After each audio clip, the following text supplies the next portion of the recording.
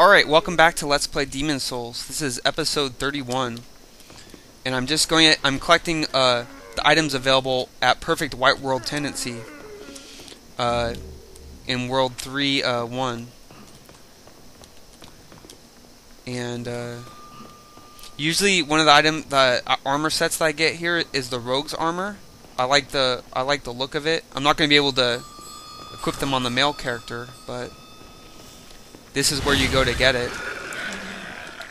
Usually if I'm doing a katana build, that will be the type of armor I use, just because I like the look. Oh, so now you see that this area is locked. That was the AoE ground attack of the axe. Very useful if you don't want to have to aim your attack. I'll get this guy as well.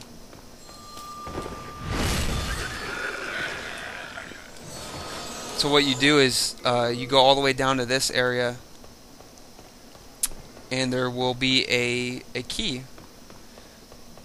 And what's interesting to note here is that on the ground, the body that has the key. Oh wait, hold on. Which one is it? The body that has the key, you can see it is actually Lord Riddell.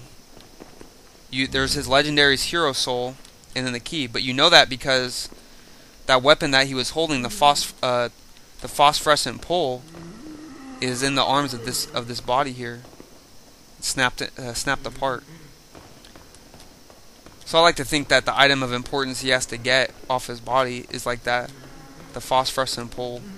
Just because if you manipulate the world tendency here to be perfect black, a black phantom version of him appears, and once you kill that one, you get the phosphorescent pole off him.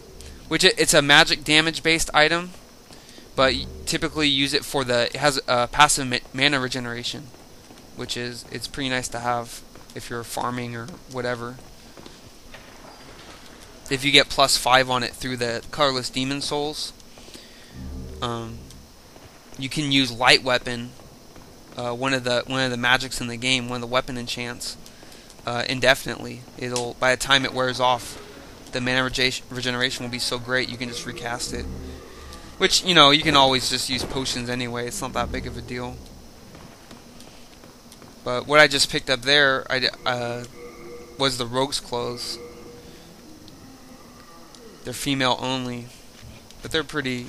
I think they look pretty cool. So a little bit better than the Rogue's clothes, which are the anti-poison equipment.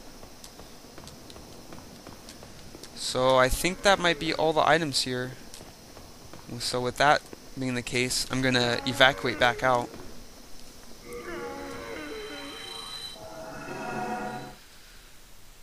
And then let me eat up some of the souls, and then I'll go ahead and start 4-2. Yeah, with the legendary souls, it should be no problem. No, do not use colorless demon soul. Come on, man.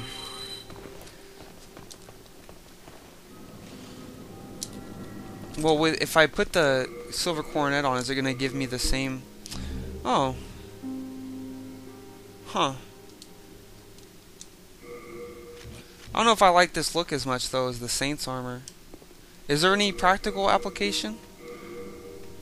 No, they're heavier, slightly heavier, but they don't. Well, I guess I'll just go ahead and use this then. No real reason not to. Have something different to look at too. But with the souls, I'll invest in vitality again. The diminishing returns for vitality, they're not quite so severe until you get past 40. So I think with the faith build, it's a good idea to go ahead and go all the way to 40 with it, at least. So I'll put the regenerator's ring on, and then deposit the items I collected. Parrying dagger, that was off that corpse. Keep the large sword of moonlight on for now. deposit the I'll put the Saints clothes in for now. And that'll do it. Okay. We are ready to start our next world. It feels like it's been forever. So world 4, Adjudicator Archstone. Although I've been into this world, this section of the world twice now, finally we're going to advance through it. And so it'll be world 4-2, 4-3, and then world 2-3, which is the last world of the fire world, or the dungeons, the dungeon lava world place. And then I'll go ahead and do 1-3 and 1-4. There's a lot of optional stuff to do in those levels. Plus, I feel like world 3 or level 1-3 and 1-4 they tie in nicely hand in hand as like the climax of the game. Even though if I were doing a different build, I probably would mix up the order in which I do them, just based upon what items I want to get, what spells. Because part of the fun of the game is getting to use what is good for your build through the majority of it. Now, I know a lot of people will just go through New Game Plus with that iteration of the character, but I totally just smashed the Grim Reaper right there. So there's a couple items to get around here. I think there's a Stone of Ephemeral Eyes somewhere. It might be up here. But then actually, one of these places have a hidden passage that leads to a katana. I think I just went up I went up the one that goes on the way back. Let me I'll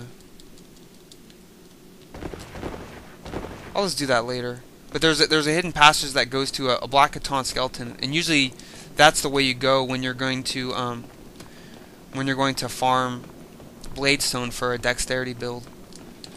But and then a crystal gecko is out there as well if you need the dark moonstone for a magic oriented weapon. And then also a spawn of the old one spawns out there at perfect black world tendency. So I'll probably show that one as well. So the area where you kill the Grim Reaper, there's a footstep switch that opens up the next area, and you can see a bunch of those flying manta rays are just dead right here for some reason. And so, but oh joy, you get to go back outside, which means you're gonna get shot at, and you're gonna have more skeletons to go through on the ledges here. But with the great axe, you can just attack through that roll damage. And with the regeneration I have now, you'll see how fast I can get it to go back. I can get my hit points to full without even slowing down to heal myself. You still have to be a little bit careful though, because there are the skeletons with the huge two-handed swords in this area. Oh man, I do enough damage, it just killed them in one hit. I mean, I am doing this much later in the game than they might expect you to. But the Faith build is so good, it's one of the best builds in the game. And the fact that you can do magic and physical damage on an attack animation that ignores that you can attack through instead of being stunned out of your animation. So I better be careful right here. There's a series of platforms that you have to, or pathways you have to go down. And then you have some more of these ephemeral guys, or ethereal I should say, that do a little ray beam. I like to do that roll attack with the axe underneath it.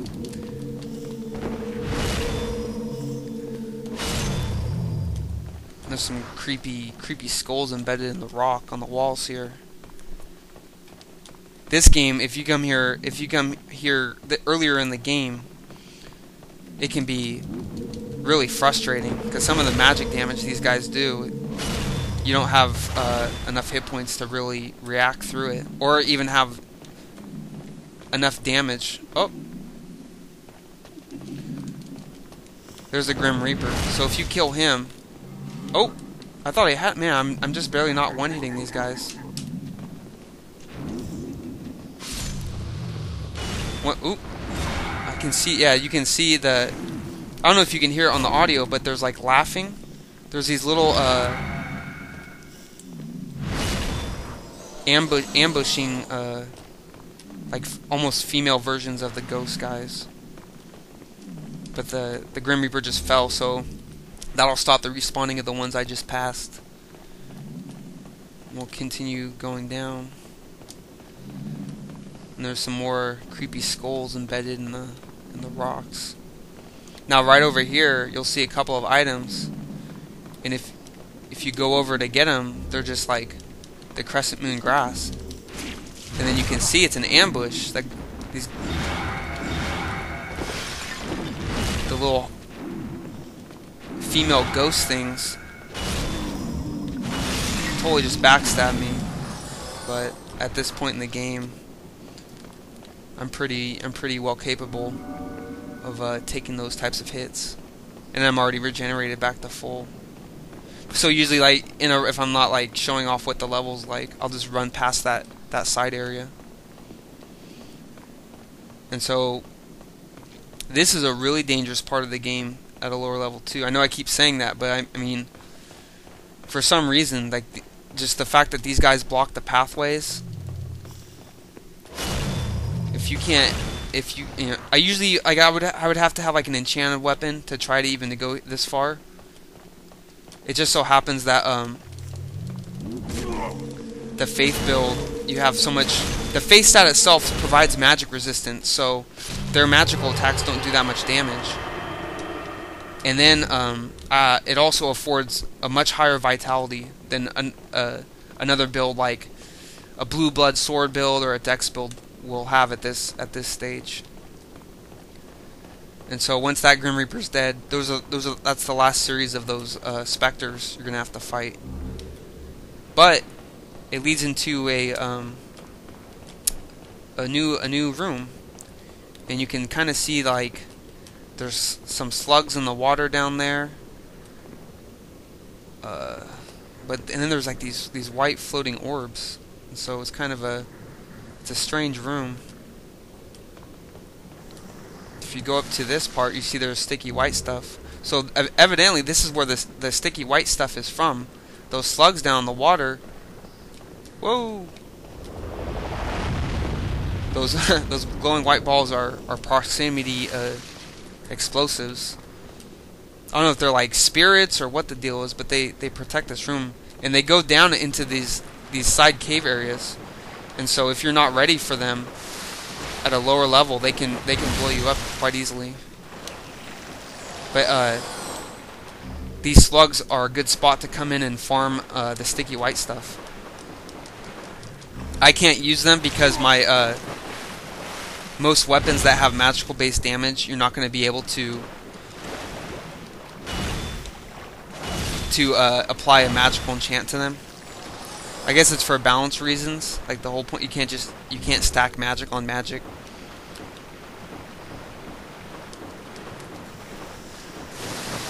Oh, come on. There we go. The AoE ground attack just totally decimates them.